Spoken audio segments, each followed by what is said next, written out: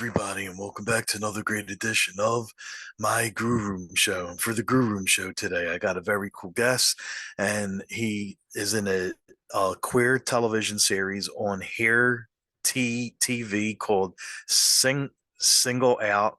And I'm gonna to talk to him, to ask him about the show, about acting, and about his life. He's a writer, a director, producer, actor, and a poet. I'm talking about Steven Christou. If I said your name wrong, I apologize. I'll have you say it when you come on the show. I am Rocco Cross. I am the host at Stutters. I am the host of the Grue Room. And my interview with Steven will be coming up very soon. This is my Grue Room, and as always, welcome to my nightmare. Stay tuned. All right. Welcome to Grue, and thank you so much for taking time out and coming on. No worries. Thanks for having me. Oh yeah, of course. So the first I want to get out of the way is how you say your last name, because I'm sure I butchered it when I was doing my introduction before you came on. That's okay. I was butchering my last name until I was like 15. So it's pronounced Christou. It used to be a lot longer. I used to have a 15 letter last name. Um, Really? yeah, it was a bit ridiculous, but it literally took me until I was maybe 12 to spell it correctly. Um, Um, but yeah, as soon as I got into the arts, I was like, there's no way I can stick with that last name. Like, I'd really have to pull like a Galifianakis and be like super successful for people to try. But yeah, just Krista. So yeah, thanks for asking. I appreciate it. Yeah, of course. Of course. So you do a little bit of everything from what I see. Like you write, you produce, you act, you direct, and you're a poet. So how do you find time to juggle all these different things that you do? That's such a good question. I think it comes down to, look, really, I started writing when I took a decent hiatus from acting. Hmm. Um, I don't really, I mean, I guess the secret is that I don't really do it all at once. I kind of, I don't know, I guess it's just the way I function. I can't really focus on multiple things really at the same time. So unless I'm making a short film where I'm writing the script and acting and directing, Yeah. um, which in that case it kind of feels like the same thing, so I can, hone in on that one thing. But otherwise, I um I just do whatever I'm feeling, because there'll be periods where I go a week without, like recently, because I've been so busy with like university, I have Hmm. barely like written I've barely done any creative writing. And I'm like, oh no, I'm like, I'm a hack, I'm a fraud, I've forgotten how to write. And then I'll go like a 3 day period where all I'm doing is like writing poems and short stories and all that. Yeah. Um, so I guess I don't really have the time for all of it. I just do one thing at a time. Yeah. Hey, that's smart. It makes sense, right? Yeah. And what drew you to this? Like what drew you to want to act and write and make stuff? That is also a good question. I'll, I didn't, up until I was like 17, I had still had no idea what I wanted to do, like at all. Wow. I was pretty like, I was like, I don't know, do I want to do science? Do I want to become a lawyer? And nothing really stuck out.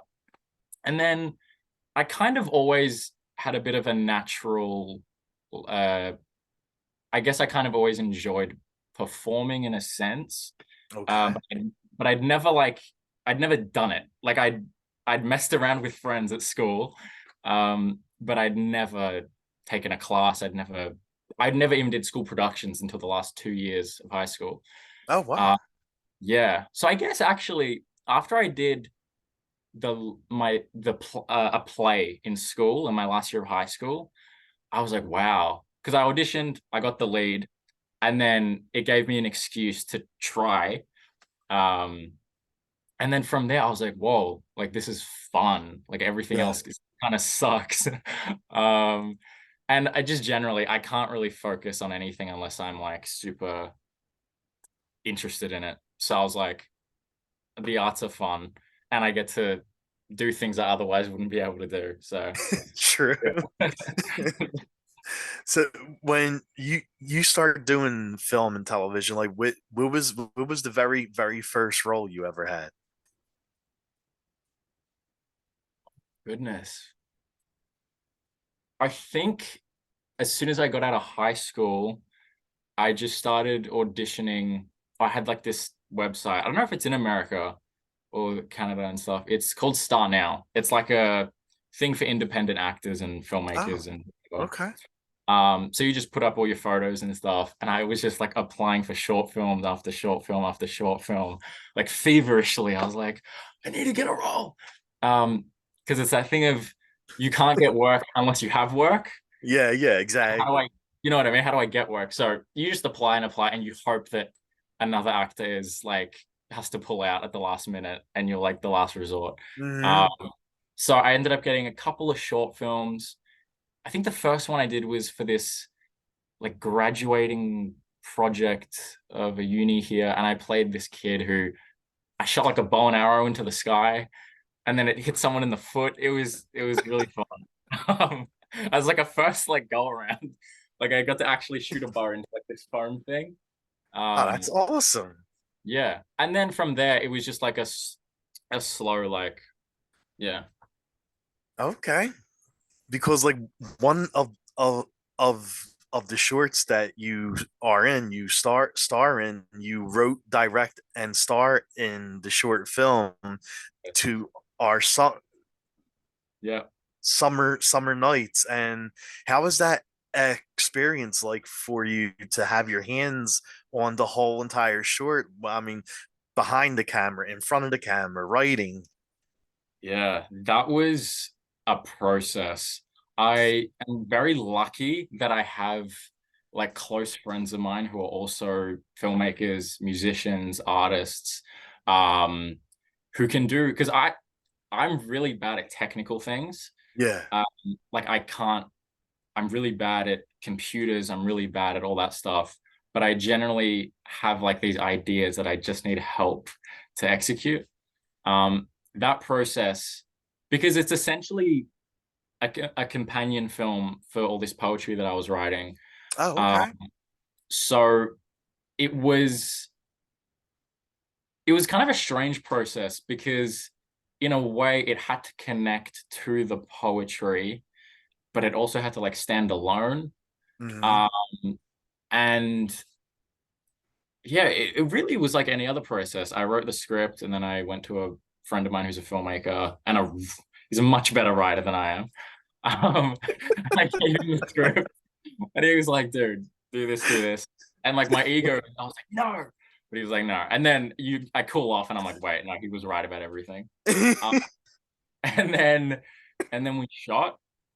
And then, to be honest, shooting was a challenge because, well, I thought it was going to be a bigger challenge because I was acting against myself the whole time. Hmm. Um, and I thought that would be a lot harder. But I think because I wrote the script, it was kind of like just any other acting thing. Um, Okay. yeah, it was pretty straightforward actually. Because you know, when you write a script and you look at it so much, when you're editing and rewriting, you can't. Oh, It's just yeah. like it's just in your brain. Um, so that honestly went really quick. And then my friend Remus in the edit, he did an incredible job and really made me look good when I Oh, was sure I nice. didn't look good. So yeah, yeah. Sweet, man. So you're part of this television show. We were talking about it a little bit before we came on the live, and you're in a television that shows on here that's spelled HERE, and it's a TV show called Single Out. So, how did you wind up getting to be part of this show? This okay, so how I it's always funny. I feel like I underwhelm people with this story because I really wasn't even I didn't like look for it at all. Mhm. Lee, our magnificent director slash writer, he this was during early 2020, I believe, during the lockdowns, during the pandemic. And here it was like extreme. Like you couldn't go out, where there were months at a time where we were literally stuck indoors, and couldn't do anything. And then I get this message from this random guy on my Instagram, and it's like, "Hi, I'm Lee. I'm like this director. Here's my IMDb. Here are these films I've done." I was like, "This isn't real." Um, and then I checked the IMDb, and then I checked the Instagram page, and I was like, "Oh, okay, this does seem legit." And I checked out like some of his films, and I was like, "Sure, why don't I talk to this guy?" And the process really was, it was Lee and I got to know each other Mhm. on a just a human level before, I think before I'd auditioned. Oh Um, wow. I think he wanted to gauge like what type of people we were, Okay. Okay. and to see if we could work together, um, before we got into all the nitty gritty creative film stuff. Hmm. So then we spoke on the phone, and then he told me about the character, and he was like, "I haven't written the whole script, but I want to like work with you guys and sort of develop these characters with you." And then we had phone call after phone call. And then he was like, "Hey, I want you to read. I want you to do this, do that." Then I did a reading with Will, our Yeah. lead, on Zoom. Um, and then he was like, "You got the part." And I was like, so yeah, that's pretty much how it happened. It was very like, it felt very, it felt very normal, which was nice. It didn't feel like there was all this pressure. Hmm. Um, yeah, it was nice. Oh, nice. And how was like working with Will, like sharing scenes with him and filming the show with him? Will is quite literally, he's the kindest, nicest person I've ever met. He Oh will bend over wow. backwards for you. We're like pretty good mates now. And on an acting level, he's like, you always are like second guessing yourself in a good way, because you're like, Yeah. wait, this kid is like so good. Um, so we were always like, I felt like we have like different strengths, and we really brought that out in one another. Like there are certain scenes in season one in particular Hmm. that we we rehearsed to death. Um, and I feel like in those rehearsals, just naturally we got to know each other better. And we also ended up having this really, I think, genuine sort of brotherly sort of dynamic. Yeah. Uh, where I kind of feel like in real life I'm his older brother. Um, yeah, Will is the best, and he's just like, he's wickedly talented. That kid is, Oh yeah, he's really good. yeah. I couldn't believe I hadn't heard of this kid. I was like, who is this Will Hutchins? I was like, fuck, he's too talented. But he makes you work harder, which is a good thing. Right, So exactly. yeah. And do you feel like the show is getting more recognition now being on here? Absolutely. Because we filmed in like what? We filmed in 2021, I want to say. It was 2021, I'm pretty certain. I don't think my memory's that bad. Um, yeah, because we filmed so long ago, and for ages there was like a gap, where Lee was editing and working with the post-production team. And then we shot season two before season one had like officially come out. So Oh, so there was still this feeling of like, far out, like we're still waiting on season one. And it was no one's fault. It's just like that's how it works. yeah. And then now with it coming out on Here TV, um, yeah, the reception's been pretty positive, and yeah, like people reaching out and stuff, Hmm. and saying some nice words about the show, and it's kind of, yeah, it's a bit surreal that it's on a service anywhere, to be honest. Because when we were filming it, it felt so just like regular. It didn't Yeah. feel. I mean, Lee can see the future. He was like, "This is going on a streaming service." I'm like, Okay. positive, and I was like, "I if you believe it, I believe it." So yeah, it's been really nice, and it, you know, you don't want to be vain as an actor, but it is nice when people see your work and Mhm. think that it's good, uh, Exactly. because it is a strange job. So yeah, it's been really great. Well, it is a really good show, and I'm happy more fans are getting to see it now because now it's actually streaming. Yeah, And for anyone who hasn't seen the show, you definitely have to check it out. If anyone is on here, the streaming service here, HERE, like they definitely have to check out the show. It's a really good show. hell yeah, thanks for that. Yeah. So tell us a little bit about Clayton and what the show is. So Clayton, oh, he's I have a strange relationship with this character. Because originally Lee was pitching the show, was like, hey, it's about like this kid Adam, and it's about his coming out, but we're not really gonna Mhm. dwell on that. It's just gonna be he's out, now what? Which I thought was like, that's dope. Like, let's go.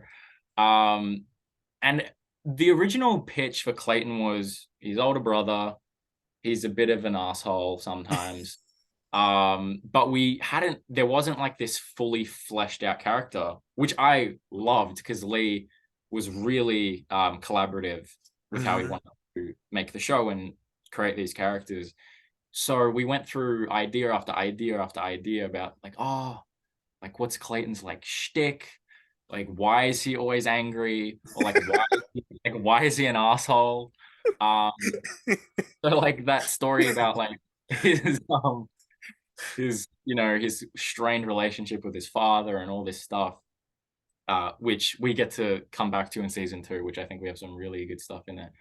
Um, yeah, it was just really a matter of just talking a lot about possibilities and why, just why, like why is Clayton an asshole? And I personally, I one of the ways that I went about it in season 1 was I would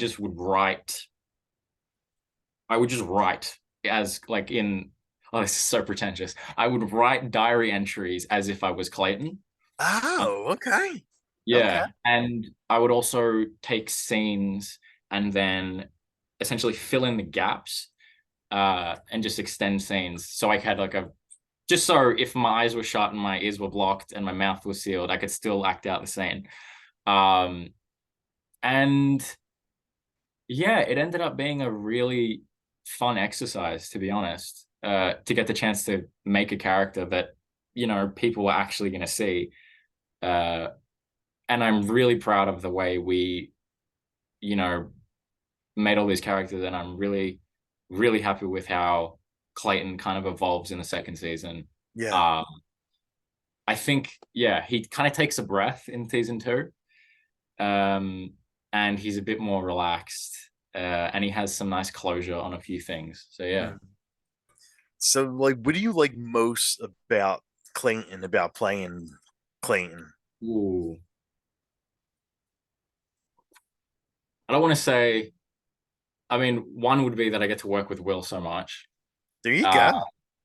but otherwise, I think Clayton kind of gives me an excuse to, I guess, work through certain emotions that you can't really, that are, I guess, more difficult to do otherwise. Like all of his, he's pretty, like I said before, he's angry a lot of the time.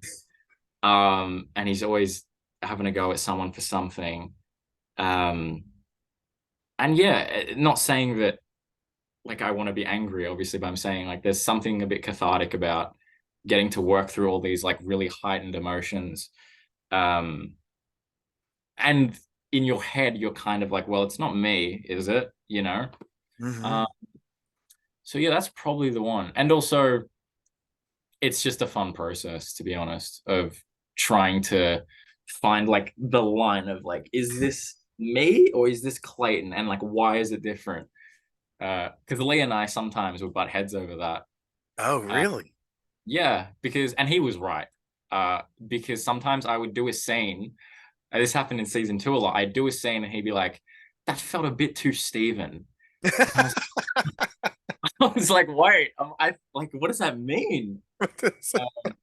Yeah. So hearing that, I was like, I had to reevaluate. I was like, wait, okay. So there's obviously a difference Yeah. between the two, which at some stage, you just kind of forget.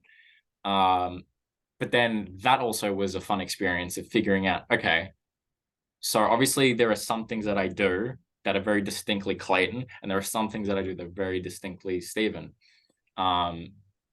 And then after that, I feel like we really cracked it. But yeah, there you go. That's the answer. Yeah, definitely. Yeah, because you're right. When you're doing a role and playing someone else, and if the person is like the total opposite of who you are as a person, like you have to separate like you as the person and the character. Yeah, for sure. I mean, I found that like, oh, this is such a random side effect of doing season 1 because Clayton, swears a lot. Like he curses all the time. And I found that because I was rehearsing all the time, I was always writing, I was always looking at the script, and Mhm. it was F word, this and that, this and that, this and that. And then that started to bleed into my real life. I was like, wait, this, like, I was like, why am I cursing so much? And then because I remember after the final day of season 1, I was like cursing nonstop. Because we filmed a lot of scenes that were like I was yelling at people, I was using Yeah, all yeah, yeah. this language, and I was like, hold on, let me just breathe for a second. But yeah, that was just a random like because I was just doing it so much, it eventually like yeah. Okay. So Here you go. And is there a scene that you had the most fun shooting? ooh, I want to say the the bedroom, like the scene where Adam tells Clayton that he's having sex with his best mate. Hmm. I That scene, I can't even remember filming to be honest, because we did it so many times, just for like that's just for coverage and stuff. Um, but probably that because I feel like there's a lot of dynamics, and it's its own like little story. Hmm. Um, and there's physical dynamics like sitting and then up and then down, and then we're side by side, and it's this nice like sort of brotherly moment. Um, and then there were other scenes that were just felt good because before the scene, I thought that they were going to be, I thought I wasn't going to do good. Um, for instance, in the last episode where I have that argument with my girlfriend, I was like so tired that day. I was just like in this really like down mood. I was like, I'm not a good enough actor, like blah blah. So I was like, and this is like near the end of the show, so people are gonna like be thinking of this as soon as they finish the show. Um, but then somehow it just ended up being this really, in my opinion, this really good scene from both of us. Okay. Great. Um, so I guess that one for that reason is a particular favorite because I thought it wouldn't go well for me. Yeah, Uh, yeah. but and it's always strange how sometimes the scenes you put the most pressure on are the ones that you know the ones that you rehearse the most cannot sometimes are not as good as the ones that you do when you're half asleep, tired, and like you think you're the worst actor on the planet. Um, yeah, those two stick out definitely. Oh, okay. And what do you like doing between takes? Like, when your scene isn't up and you have to just sit around and wait for your turn to come up again. Like, what do you like doing between takes? That is such a good question because I didn't realize this, but Lee like noted that in season 1, I was like super serious. Uh, and it wasn't my intention to go into this like lighthearted comedy, this independent production, and be like, I'm a serious actor and I'm not gonna laugh. I just went in there and I thought I was just because I think I was also in my own head about like, okay, I don't want to like, I Hmm. want to make sure that I'm on the ball. Because people are gonna watch this and it Well, is yeah. gonna, yeah. So I was like, all right. let me focus up. But I guess to other people, it came off like, what is this kid doing? Um, but but when I wasn't too tightly wound, I would just chill, talk to Will, because we were on set a lot, watch movies. I actually got to stay in the house that we filmed at while we were filming. Oh, Which, nice. yeah, which was it just made the experience so much easier. Because I immediately became acquainted with the house, and Mhm. I slept in my character's bedroom and all this stuff. So that really helped me feel comfortable. But yeah, I mean, on season 2, I was much looser. Probably a bit too loose at times. Like that we had already done a whole season. I was like, all right, Yeah. like let's have fun. Yeah, Uh, yeah, of course. yeah, and sometimes I would, on season 1 in particular, I would just write. Um, Personally, just write, reflect on the day and stuff, and yeah. Nice.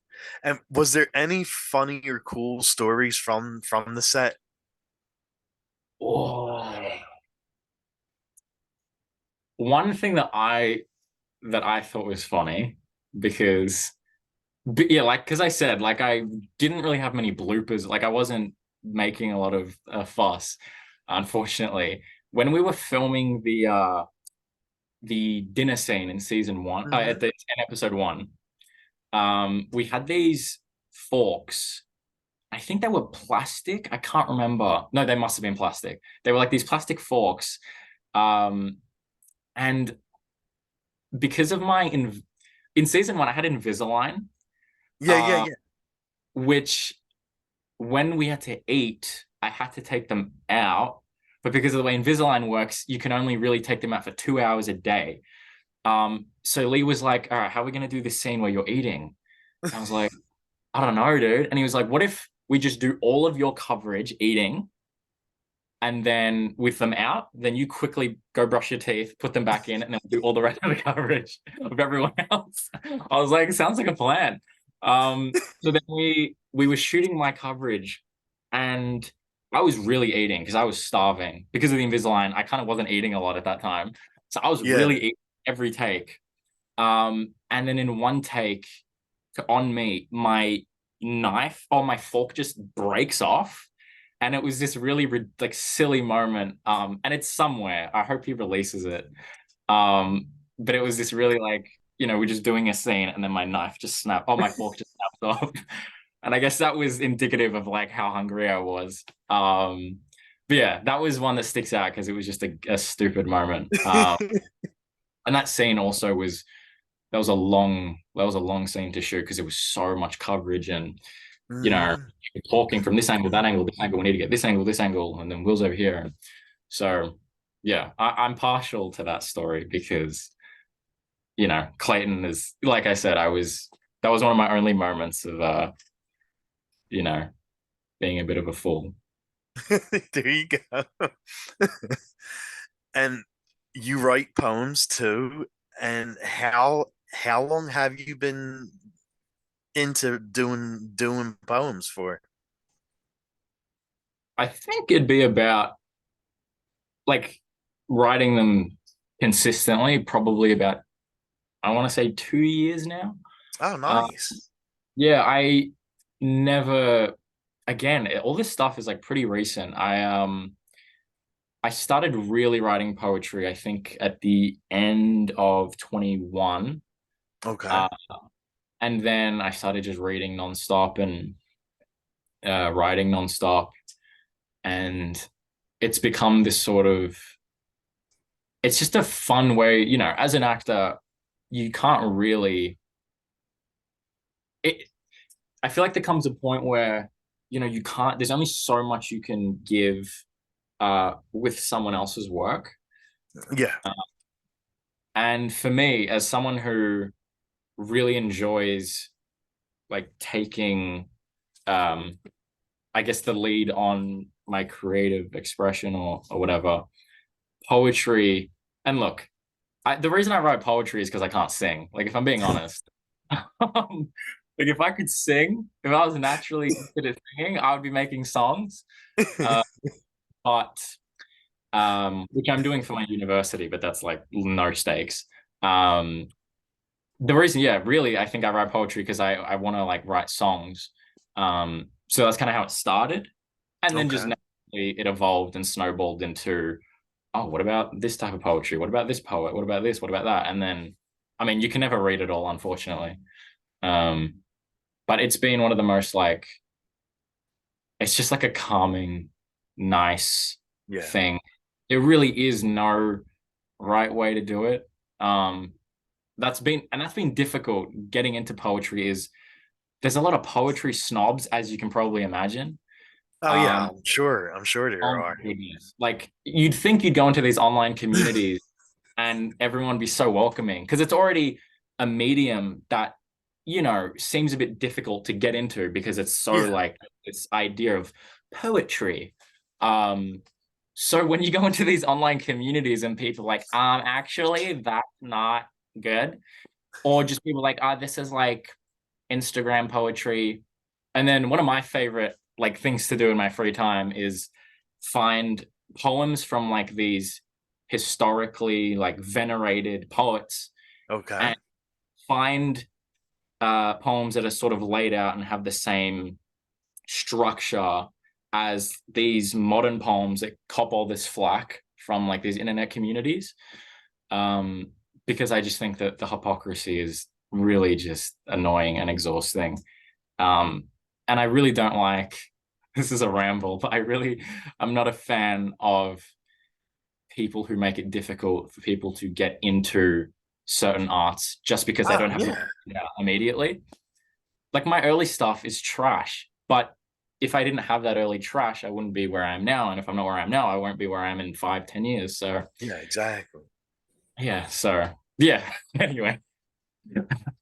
Well, no, you're absolutely right about that. Like, I mean, it's like that mostly for everything, whether it's like poetry or film or sports or whatever. Like you would think the community you're going into would be welcoming you with open arms, but sometimes they put their arms out to hug you with the knife in the back. Yeah, dude. That is so true. Yeah. Yeah, for sure. Oh my God, yeah. And so when you're ready to write, whether it's a script or a poem, like how do you get into a headspace for writing? Do you do anything special to get yourself ready? That's such a good question. I Writing poetry is a weird one. It's the process, I guess, is kind of different. I So if I'm like trying to meet a quota, say when I was putting together my last like mini collection, and I was like, oh, far, I need to have I don't have enough, or I want to have more, or the ones that I have right now I don't think are adequate. What I Yeah. would do is, and this was during summer, hence I guess the name. I made it pretty on the nose, maybe too on the nose. So when I was writing 2 Hour Summer Nights, the poems, I was writing in summer. So I'd go outside into my backyard. I'd switch off my phone. Then I would take a notebook, a pen, two two poetry books of like Yeah. art, like poets that I was reading at the time, and then just sit there, read, maybe do some like reflective writing, and then hopefully by that stage something will trigger. But in other cases it doesn't, and you just have to sit there, or at least I just sit there and just look at the trees or whatever. All right. Like one of my favorite poems that I wrote, I believe it's on my Instagram still. It's called Tree Talk, and it's just about like having a conversation with a tree. And I feel like it's very heavily inspired by Mary Oliver, who is uh, probably my second favorite poet. She was incredible. And that really came about from just sitting there and watching one of these trees just move. I was like, interesting. And I just started writing. And it's true of all art, uh, but the best poems pretty much always come from, they feel like they're coming at you. They Yeah. never feel like you're trying. Same with acting, same with all that stuff. they really do feel like they're like floating around, and then you like manage to grab one, and you're like, yes, like thank God I grabbed that before anyone else did.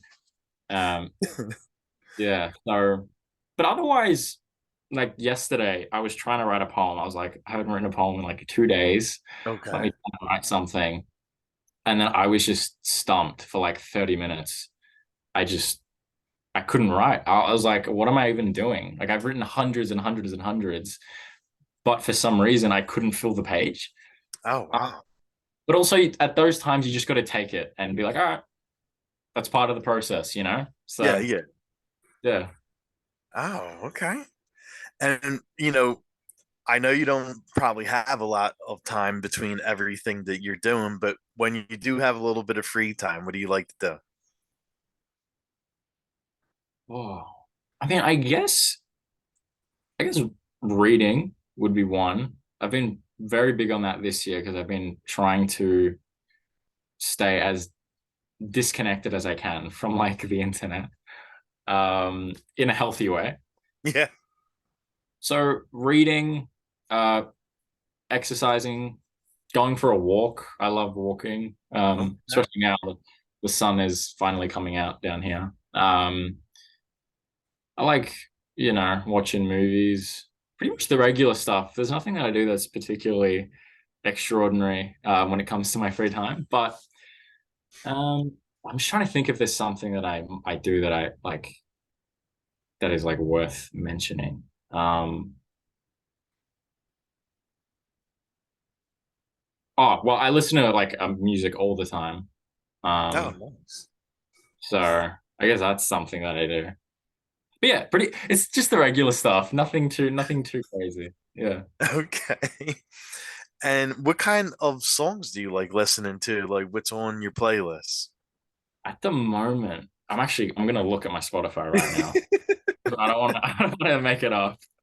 I've been listening to well, I'm going to see The Weekend in December, so Oh, listening sweet.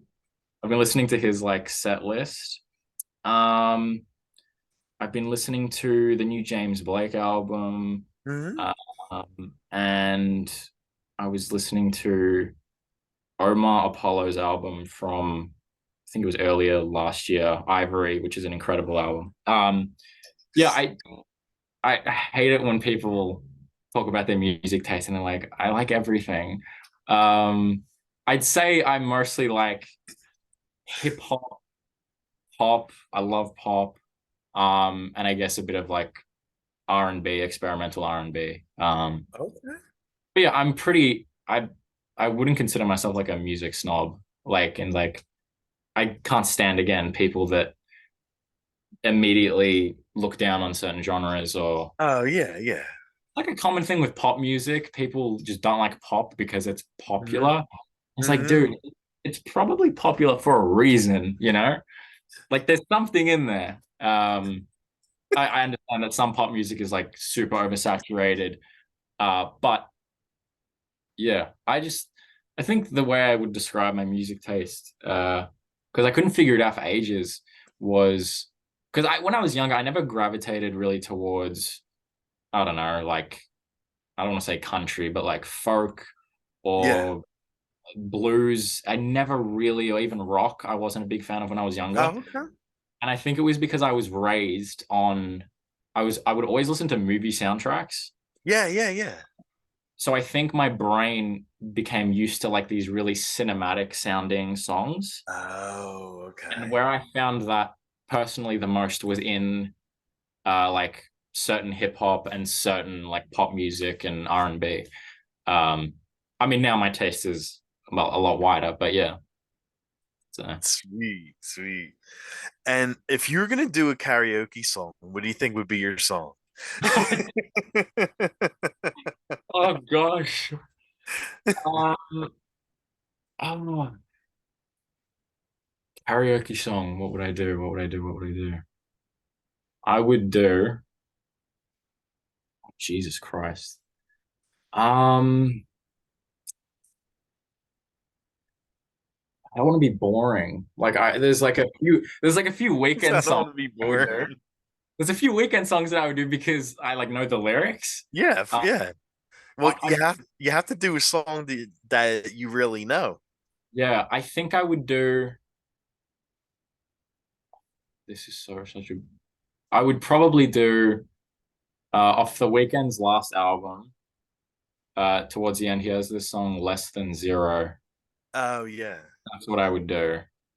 I could never sing that song like adequately at all, especially the Weeknd songs, because his voice is just God-given. Yes, definitely.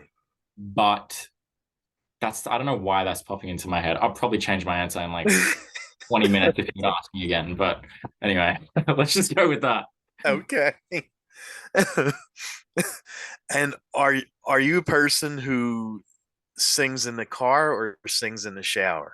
Oh, I'm singing all the time when I'm at home. I'm singing in the shower, definitely. I'm singing. I mean, I'm singing all the time. I it's again, if I was born, I know you can learn to sing, but obviously Yeah. there are some people that are more naturally gifted with their singing talents. Um, yeah, because ultimately, I think at the moment at least, I'm most inspired artistically by music and musicians. Okay. Uh, like to be honest, the rationale for the 2 Hour Summer Nights thing was how can I take like the music sort of album concept album idea and apply it to poetry. Yeah. Uh, hence like the short film and the character and all that. But yeah, again, like at uni right now, I'm doing my like honors year, my degree, and my research project and the performance is completely music based, which is like scary to do as someone who isn't. I know like no music theory, and I can't sing, but when there's a will, there's a way. Right, exactly. You have to find a way around it. Yeah, so like we've been making songs with my friend Eli, who also did the music for the short film 2 Hour Summer Nights. Oh, Um, okay. and he's this incredible, incredible producer where you can just tell him anything and he'll just immediately know how to make it reality. Um, so we've been making songs and it's been like, okay, this is like where I can't sing, like all of this. So we have to stick to like this little circle here where I can sing. Um, but yeah, that's a long-winded way of saying it. That's good. And as you could tell, I'm a big horror guy, so I always ask my guests this when they're on. Are there any horror films that you love to watch? Oh, geez. I've got to confess, I was off horror for ages. Like I really didn't like horror. Okay. Uh, it wasn't that I wasn't, oh, horror is a shit genre. It never, because my rationale, I would always sit down. I was like tired. And I was like, wait, I don't want to watch a movie that scares me. But I really liked The Babadook, Yeah, yeah, yeah. and Midsummer was That like, was pretty good, yeah. I thought that was unreal. I've seen that like maybe once, but I think I remember everything in that movie.